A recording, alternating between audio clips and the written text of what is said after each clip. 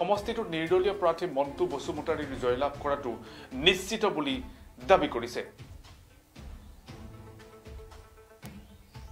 দেখি মই নিজে এটা ভাৱধাৰা লৈ বসুমতাৰী 40 নং ৰৌতা বিটিডি সমষ্টিৰ পৰা নিৰ্দলীয় হিচাপে নিৰ্বাচনত অৱতীৰ্ণ হৈছোঁ। মই বৃত্তিত এজন কৃতি শিক্ষক আছিলোঁ। এতিয়া অৱসৰৰ পিছত সমাজৰ কাৰণে কিছু এটা চিন্তা কৰি নিৰ্বাচনত অৱতীৰ্ণ হৈছোঁ।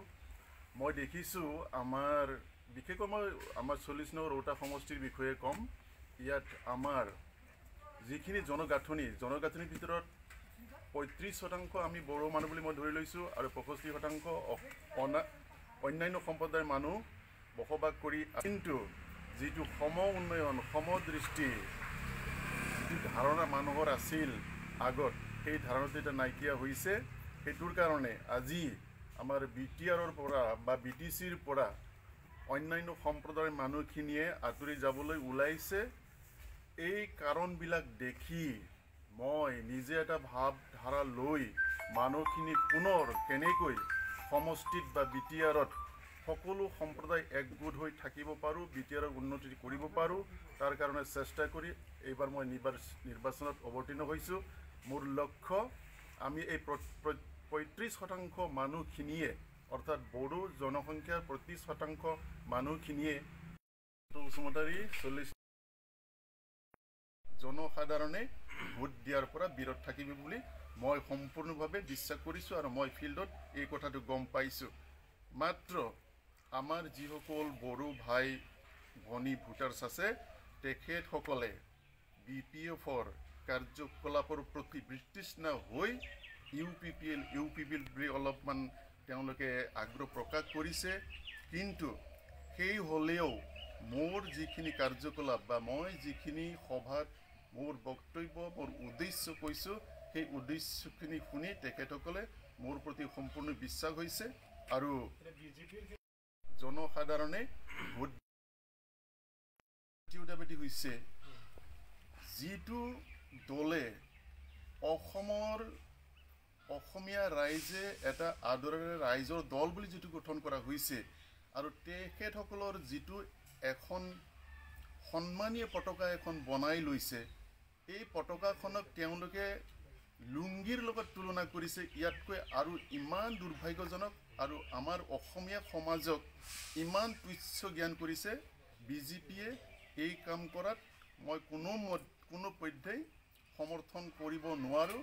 কাৰণ ৰাজনীতি হ'লেও, ৰাজনৈতিক পথাৰত খেলিলেও এনেকৈ ইমান গোষ্ঠীগতভাৱে এখন সমাজৰ এই পতাকাখনক লুংগিৰ লগত তুলনা কৰাটো আৰু হাগ্ৰামাৰ দৰে এজন ব্যক্তিক মেকুৰী বা পাম যোৱা বল এনেকৈ উক্তি দিয়াটো এজন ভাল বিবেচনা থকা জ্ঞানী মানুহৰ কথা নহয় বুলি মই ক'ব পাৰোঁ।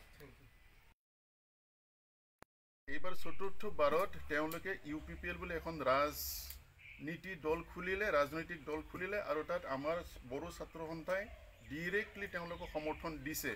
মই দেখিলোঁ আমাৰ বড়ো ছাত্ৰ সন্থা আমাৰ বড়ো জাতিৰ পেৰেণ্ট বডি বুলি আমি কওঁ, আমাৰ অভিভাৱক, আৰু সেই হিচাপে এই পেৰেণ্ট বডি ছাত্ৰ সন্থাই যিটো ৰাজনৈতিক দলক সমৰ্থন কৰে, সেই দলটো জিকি আহিব লাগে, কিন্তু এবাৰ নহয়, দুবাৰ নহয়, 3বাৰলৈকে তেওঁলোকে ব্যৰ্থ হৈছে। ইয়াৰ মূল কাৰণ হ'ল মই এইটোকে পাইছোঁ যে যেতিয়া আমাৰ বড়ো ছাত্ৰ সন্থাই কোনো ৰাজনৈতিক দল এটা আৰু মানুহৰ সমাজৰ বিভিন্ন সম্প্ৰদায়ৰ মোৰ প্ৰতি যি তেখেতসকলৰ মৰম স্নেহ আস্থা, সেই আস্থাক মূল ভিত্তি কৰি লৈ মই নিৰ্বাচনত নামিছোঁ। আৰু মই যিবিলাক দেখিলোঁ, যেনে আমাৰ BPF দলৰ য'ত নেকি এখন ডাঙৰ চাইনবোৰ্ড মাৰি থৈছে, চাইনবোৰ্ডত লিখা আছে 6 লাখ বা 10 লাখ, কিন্তু মই ৰাইজৰ পৰা এই কথাটো গম পালোঁ যে য'ত নেকি 5 লাখ টকাৰ চাইনবোৰ্ডখন মাৰি থৈছে, তাত 50,000 টকাৰ কাম হৈছে নে হোৱা নাই তেওঁলোকৰ সন্দেহ। আনহাতে আৰু দ্বিতীয় এটা কথা ক'ব বিচাৰিছোঁ, মই আমাৰ দৰিদ্ৰ সীমাৰেখাৰ তলত থকা যিসকল ব্যক্তি, সেই ব্যক্তিসকলক জব কাৰ্ড দিয়া হৈছে, কিন্তু মই ফিল্ডত গৈ এই কথাটো গম পালোঁ যে জব কাৰ্ডৰ নামত যি টকা পইচা সোমায়, সেই টকাটো VCDCৰ সদস্য বা মেম্বাৰসকলে পুনৰ উঠাই লৈ যায় আৰু তাত বিনিময়ত 100 বা 200 টকা দিয়া বুলি তেওঁলোকে দুখ প্ৰকাশ কৰিছে। গতিকে এইটো আমাৰ BPF চৰকাৰৰ একেবাৰে অপদাৰ্থ এটা বিভাগৰ দ্বাৰা কাম কৰা বুলি অনুমান কৰিব পাৰি কাৰণ দেখা দেখিকৈ এজন জব কাৰ্ডৰ পাছবুকত সোমোৱা টকাখিনি আকৌ ঘূৰাই লৈ গৈ তেওঁলোকে যেতিয়া সেই বস্তুটো লয় সেইটো আটাইতকৈ আচৰিত কথা তেতিয়াহ'লে কেনেকৈ যে সেই বেনিফিচিয়াৰীখিনিক বা জব কাৰ্ড থকা মানুহখিনিক তেখেতসকলক সহায় কৰা কেনেকৈ হ'ল এইটো হ'ল BPFৰ কথাটো মই ক'লোঁ আপোনাৰ UPP আৰু মানুহৰ সমাজৰ বিভিন্ন সম্প্ৰদায়ৰ মোৰ প্ৰতি যি তেখেতসকলৰ মৰম স্নেহ আস্থা সেই আস্থাক মূল ভিত্তি কৰি লৈ মই নিৰ্বাচনত নামিছোঁ আৰু মই যিবিলাক দেখিলোঁ যেনে আমাৰ BPF দলৰ য'ত নেকি এখন ডাঙৰ চাইনবোৰ্ড মাৰি থৈছে আৰু বিয়াৰ লগে লগে PI আপডেটৰ পৰা মই জনাম দেখে বিদায় লৈছোঁ ধন্যবাদ